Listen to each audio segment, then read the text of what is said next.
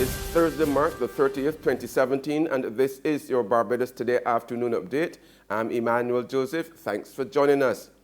Topping the news at this hour, police have launched a manhunt for a 30-year-old man wanted in connection with serious criminal matters. He's Shiraz O'Brien Patel, alias Dapper, whose last known address is Upper Wavell Avenue, Blackrock in St. Michael. Patel is 5'3" in height, brown complexion, with a low haircut and a tattoo on his left forearm with the words "Outlaw." Patel is advised that he can surrender to any police station and may be accompanied by an attorney at law of his choice. Anyone with information on the whereabouts of Shiraz Patel, alias Dapper, should contact police emergency at 211 or any police station. The public is reminded that it's an offense to harbor or assist wanted persons. Meanwhile, the 69-year-old woman, Eileen Bovell of Rock Hall, St. Thomas, who had been reported missing on Wednesday, has been located and is safe. Bovell was found by police in a 100-foot ravine in the same area. Emergency ambulance personnel were summoned to the scene, and she was taken to hospital where she was treated for minor injuries. Expect a significant hike in motor and other general insurance rates this year. That is the warning from President of the General Insurance Association of Barbados, Davis Brown. Concerned about rising number of deaths so far this year, Brown has put Barbadians on notice they would have to help foot the bill for the millions of dollars in death claims the insurance industry has to pay out. Certainly, the increased claims costs will have a trickle-down effect on policyholders in general.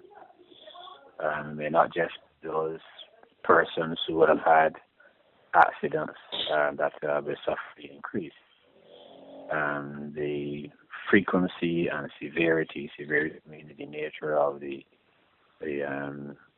accidents and injuries will have some impact on the industry. I don't have numbers. It's still very early stage to know that.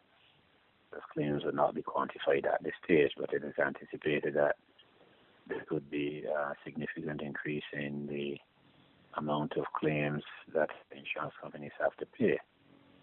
And insurance is a pooling arrangement whereby policyholders contribute to that pool out of which losses are paid. So any significant impact on that will have implications for those policyholders who are part of the pool. Brown also offered some recommendations, including the introduction of drink driving laws to tackle the carnage on the roads. And there need to be more vigilance on the road by police officers, but of course they might say that a number of other events they don't have the resources. But I think a police presence is quite helpful in situations like these. I think that the time has come to address drunk driving in our legislation. It is pretty absent right now in terms of being of any help to deal with some of the things that we suspect is happening out there. And there is the concern relating to alleged racing on our roads, particularly highways. So I think these are some of the areas that we need to address. And lastly, there is the issue of using cell phones, while operating a vehicle.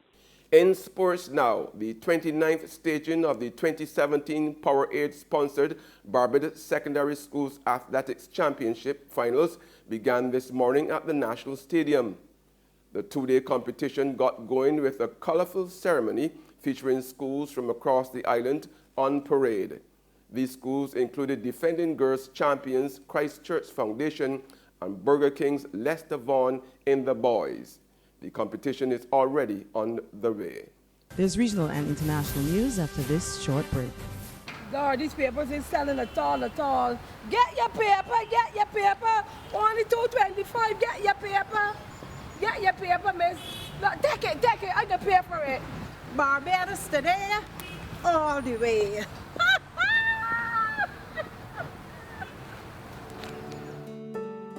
Barbados Today, news you can trust.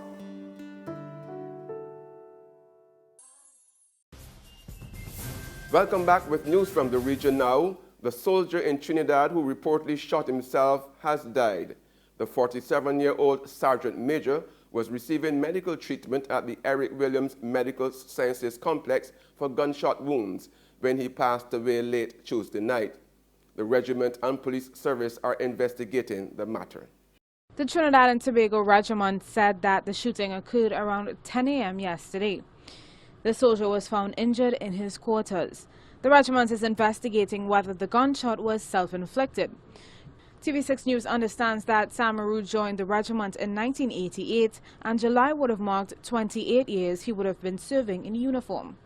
He was also serving as Regimental Sergeant Major at the time of the incident yesterday. TV6 News also understands that a warrant officer would be issued a firearm in the course of their duties. We were also informed that there were no signs of emotional stress leading up to yesterday's incident. The regiment's welfare department is in touch with Mr. Samaru's family. Speaking at the weekly police media briefing, Acting Assistant Superintendent Michael Pear also said that the police service is investigating the incident. We are conducting investigation in the matter, and at this point in time, I would like to say on behalf of the Commissioner of Police, we would like to express our condolences to the family and friends of our colleague, and we are working assiduously to bring the matter to a close. In more regional news, the traffic police in Antigua and Barbuda are now better equipped to respond to incidents in a timely manner. The department now has 2 bicycles that officers can use as part of their regular duties in and around the capital, St. John's. This certainly brings a novel dimension to the crime-fighting efforts of the police force. A bike patrol unit is now in place to supplement the work of the officers who patrol the city by foot. The unit was launched on Wednesday at a brief ceremony at the police headquarters. Head of the Traffic Department, Superintendent Leonard Cabral, explains how the officers will operate. We're here this morning to launch the new initiative of the bike patrol. This bike will assist in St. John's, the city of St. John's, in many different ways. While the motorbikes will concentrate on the outer skirt, these bikes will do the shorter run in St. John's. They will ticket vehicles, drivers without seatbelt, vehicles that are parked 30 feet within the corner, or any other infraction against the regulation. On the international scene, U.S. President Donald Trump had fighting words today for conservatives in his own Republican Party who helped to block a health care bill last week, saying he would oppose House Freedom Caucus members in 2018 elections if they did not get on board. Trump said on Twitter that the Freedom Caucus would hurt the entire Republican agenda if they didn't get on the team and fast. He has accused Freedom Caucus lawmakers of snatching defeat from the jaws of victory with their rejection of the White House-backed health care bill to replace President Obama's 2010 health care reform bill. And finally, thousands of EU laws on everything from workers' rights to environment are to be transferred into UK law as the country gears up for Brexit. Brexit Secretary David Davis said the Great Repeal Bill will allow the UK Parliament and Welsh, Scottish and Northern Ireland administrations to scrap, amend and improve laws. But it will also ensure that we deliver on our promise to end the supremacy of European Union law in the UK as we exit. Our laws will then be made in London, Edinburgh, Cardiff and Belfast, and interpreted not by judges in Luxembourg, but by judges across the United Kingdom. Some have been concerned that Parliament will not play enough of a role in shaping the future of the country once we have left the European Union. Today's White Paper shows just how wrong that is. This publication makes clear there will be a series of bills to debate and vote on, both before and after we leave, as well as many statutory instruments to consider. Let me turn to the content of today's White Paper, Mr. Speaker. The paper we have published today sets out 3 principal elements of this Great Repeal Bill. First, we will repeal the European Communities Act and return power to the United Kingdom. Second, the bill will convert EU law into United Kingdom law. allowing businesses to continue operating, knowing the rules have not changed overnight, and providing fairness to individuals whose rights and obligations will not be subject to sudden change. And third, the bill will create the necessary powers to correct the laws that do not operate appropriately once we have left the EU. And that's news and sports. But for the very latest, visit our website at www.barbadostoday.bb. Also subscribe to our e-paper, email updates, and like us on Facebook. We are also on Izubi Media in bus terminals, our screenplay at supermarkets and gas stations near you, as well as Channel 99 on Flow TV and Mix 96.9 FM. I'm Emmanuel Joseph. Have a fantastic day.